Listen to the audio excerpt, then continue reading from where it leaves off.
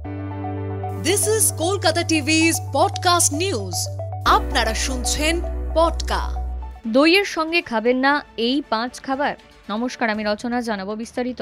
গরমের মশরুমে দুপুরের খাবারের সঙ্গেই হোক বা যে কোনো সময় শরীরকে ঠান্ডা রাখতে অনেকেই দই খান। দইয়ে আছে sodium, potassium, fibre, protein, calcium, iron এবং ভিটামিন ডি এর মতো অনেক পুষ্টিকর উপাদান। ফলে দই খেলে শরীরে উপকার হয়, কিন্তু সব কিছুর সঙ্গে কখনোই টক দই খাওয়া উচিত নয়। ভুল করেও দইয়ের সঙ্গে এই সব খাবার খেতে গেলে হতে পারে মারাত্মক ক্ষতি।